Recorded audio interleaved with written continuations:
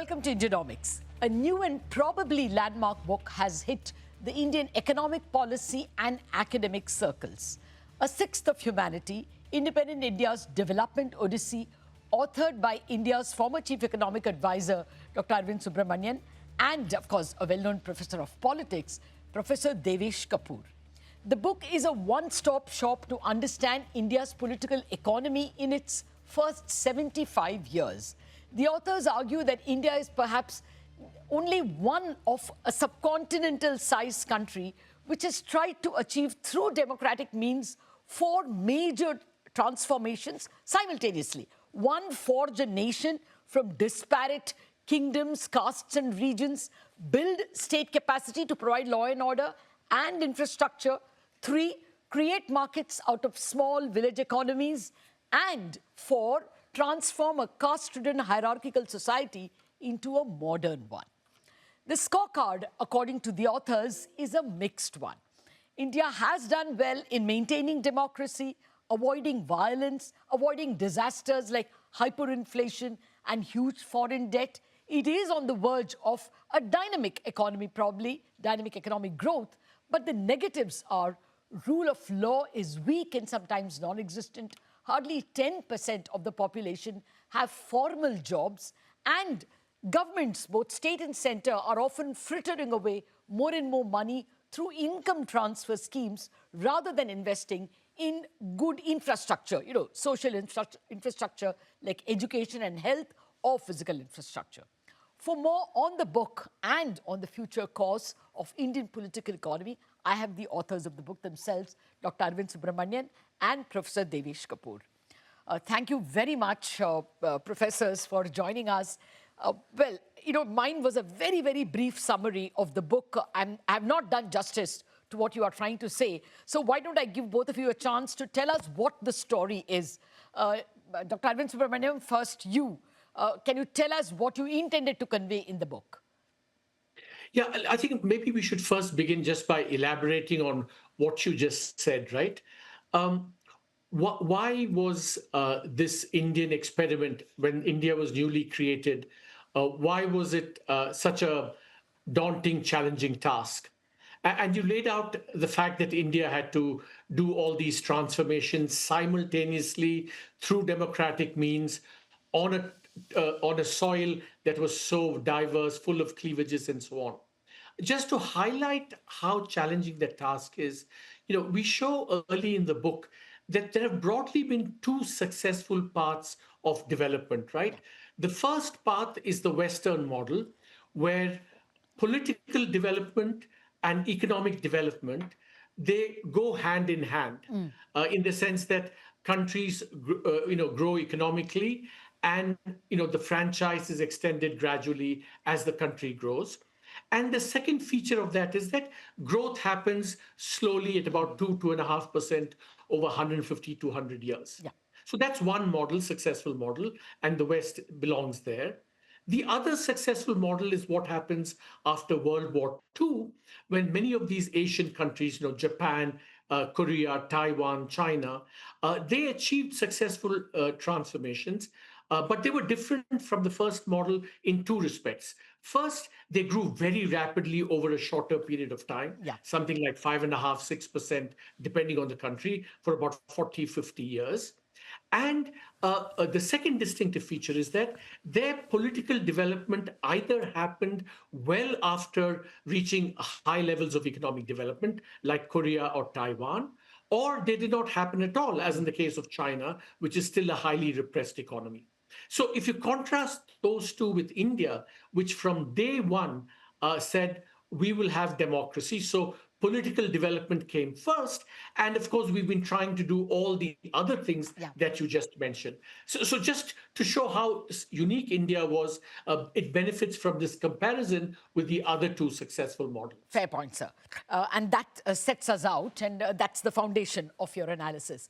Professor Kapur, if you want to add, what is the main message that you wanted to give, or the main takeaway from the book? Is basically how India went about building a nation, states, building markets.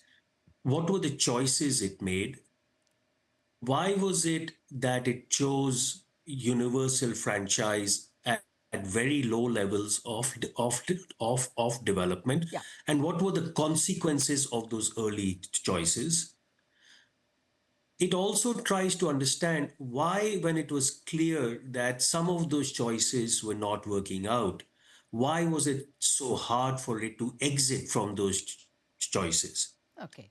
And then when it eventually did, what were the factors that led India to exit from its earlier choices, which had not been working well Okay. Okay. for the country? Yeah. And of course, one of the choices were how the private sector was stifled Yeah. early, Yeah. and only after 1991 was those fetters were sort of cut. Yeah.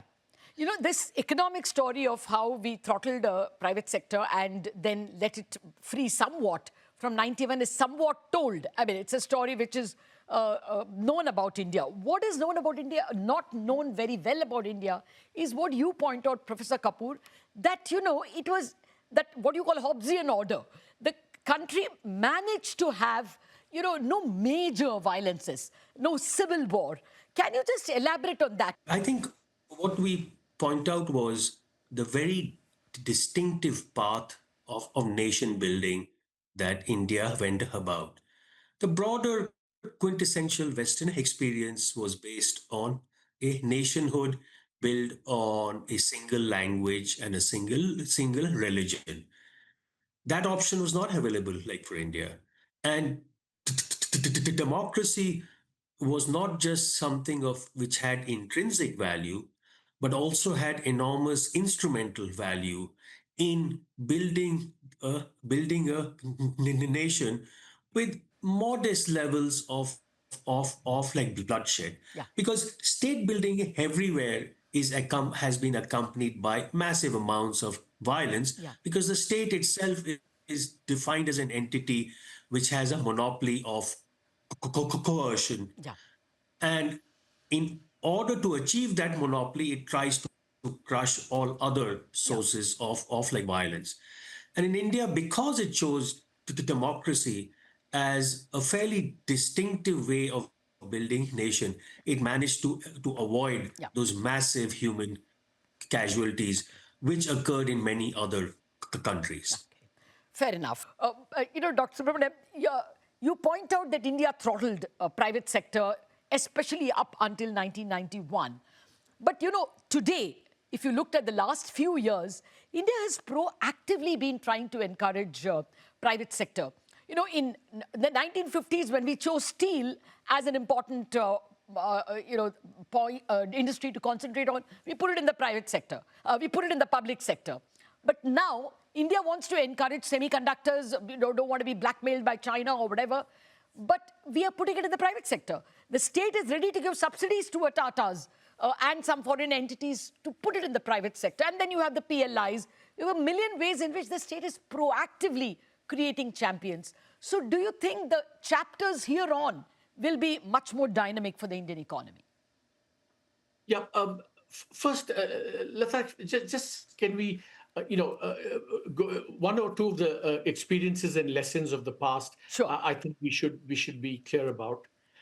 You know, one is that the growth that we achieved between 19 after we opened up and 20 around 2012 2015, the rapid growth that we Yes. had, one of the paradoxes was that we had spectacular growth even by international standards, something like 6.5% per capita over a long period of time, and yet that period of rapid growth was accompanied without much structural transformation in the specific sense of not being able to provide jobs, formal jobs, reasonably well paying jobs, Yeah, reasonably productive jobs for a vast, vast swathe of our population. that's true. Um, and so while there was dynamism for long periods of time, we also didn't get the manufacturing jobs that could have made the growth more inclusive.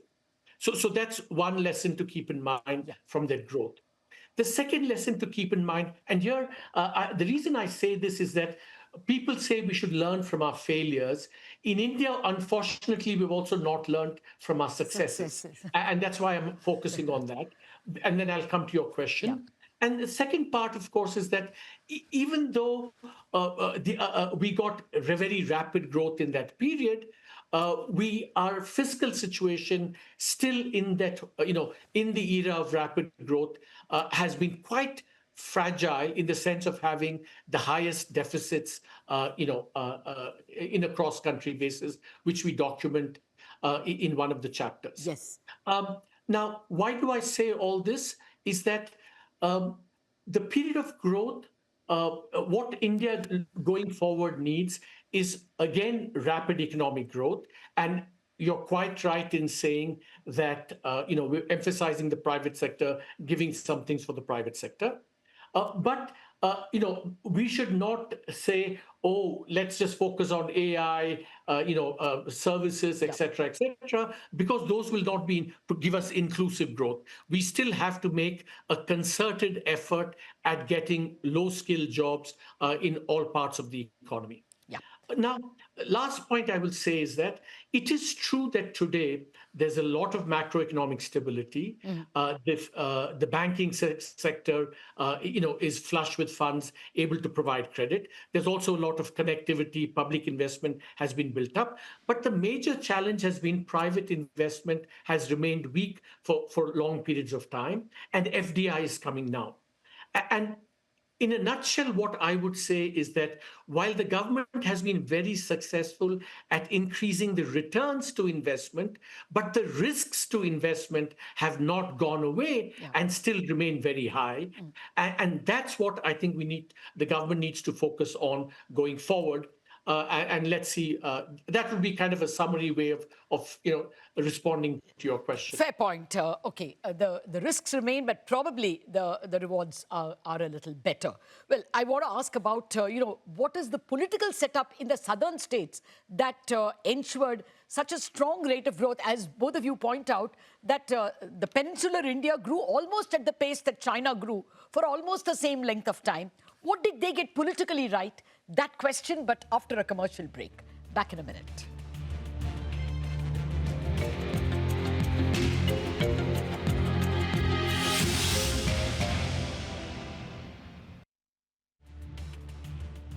Welcome back to Indianomics. We've been discussing a very important book that has hit the stands, A Sixth of Humanity, Independent India's Development Odyssey.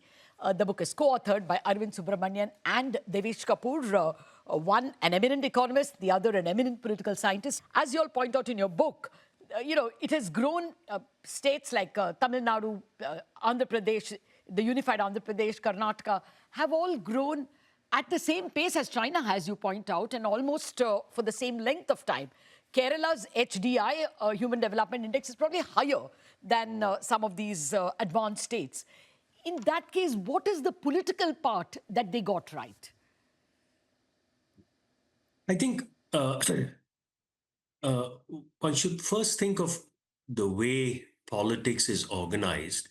Politics is organized around, both in the South and in the North, around certain salient social cleavages, which, of course, for much of India has been so around caste. What happened in the South was that social movements around social justice, they took place, much of that occurred in the first half of the 20th century, which then allowed a different type of politics to evolve. In the North, that occurred much later, more from the 1970s onwards. And so the politics of the North will is sort of lagging behind the South, so to speak, because the North social movements were much weaker. So the bulk of the social transformation, the heavy lifting, is being attempted solely through politics without involving society more broadly. What we point out is that many key elements of conflict development, take education, they are actually co-produced between the state and society. The state alone cannot provide these crucial public goods. Yeah. And if the social cleavages are very acute, it makes the production of these goods by society much harder, and therefore social and political transformation and thereby economic growth also harder. Okay. Can I just add a couple of Yeah, things to please. what is common to all these successes? Is that what we show in the book is that all of them actually, the one feature they had in common was they were all globalized to a much greater extent than the Hindi heartland and the East. So, for example, Tamil Nadu, Maharashtra, Gujarat were more exposed to manufacturing and therefore did well on manufacturing exports. Karnataka and Andhra Pradesh more exposed to exports, services, and therefore to services exports, Fair which enough. provided an engine of growth. Most interestingly, Kerala, which not only has high development index, also has done reasonably well in terms of growth and per capita income. It had neither agriculture Nor nor industry. manufacturing nor high skilled services, but was globalized through labor flows, i.e., it sent out a lot of its Remittances. labor to the Gulf, got back these remittances, which in turn, although were plowed back into the economy, mostly non tradable sectors, was enough to kind of generate the dynamism. Politics emphasizing a human capital, and on the economic side, the commonality has been this exposure to the global world. Okay, fair point, sir. Thanks for explaining that. Professor Kapur, would you say that maybe the Hindi heartland states can now or are showing any signs of following these global states that Dr. Subramanian is referring to? We had a recent interview with Rajiv Bajaj, and he was saying that an unexpected rise in two-wheeler demand has come from Uttar Pradesh, where because of the improvement in law and order, more girls are driving scooties, and therefore there is a two-wheeler demand. So is there a hope that, just as the West took 200 years of economic development following political development following it, do you see signs of some states following on the more prosperous ones? No, surely that is the case. I mean, we definitely see that initially in sort of Madhya Pradesh and as well as in Rajasthan, and now also in UP and somewhat less in Bihar. But even Bihar is, quite different from what it was in the 1990s and early 2000s. Uh, I mean, partly states acquire a certain reputation and it takes time for that reputation to change. And of course, that requires, as you said, both stronger rule of law, but also, infrastructure, these states, sort of electricity was in much of Bihar was lacking. Bihar had just one bridge across the Yeah. Ganga, very hard, much harder to integrate markets. So we see much better infrastructure. By that I mean relatively to their Yes. past, and better law and order. And both of them, of course, are fundamental to attracting private capital. And unless you manage to attract private capital, it's very hard to get growth. Fair enough. Actually, in UP, there is a lot of industrialists who tell us that they have seen a remarkable improvement in roads and in availability of electricity. So maybe the first steps are being taken, and hopefully social development and political maturity will follow. I want to come back to you on, whether we should stop thinking about political development linearly, because as you point out, there are two states, Punjab and West Bengal, which actually receded from very high levels before and after independence. But I'll come to that in a minute. Dr. Subramanian, I wanted to ask you another point about this future development. I mean, I'm again trying to clutch at straws. See, the Indian savings pool has grown. There are more family offices which are doing good work, like, the Azim Premji University or Ashoka University where you taught, the Jindal University. We are having more such philanthropers coming. So, and of course, we are at a critical juncture where the US is, pushing away aspiring students. Do you think that all this can mean that at least our higher education can improve, and that can be a new vertical of growth? Devesh is the expert on higher education, Yeah, so please, he go should ahead, answer sir. that. Professor Kapur. Look, it certainly is the case that we can and should do much better in higher education. There are more than 1 million students now studying abroad. And if you think of higher education as a service sector, and if we think we have a comparative advantage in services, there's no reason why that should not include higher education. I think we still face one key constraint in higher education. There still continues to be very high levels of control on this sector, both at the state level and at the national level. And higher education, it's very hard for it to flourish if the state continues to exercise Yeah. control on appointments, on vice chancellors, you know who is the leadership of these institutions. Someone gives a seminar that you don't like, and you try and interfere Yeah. and try and control that institution.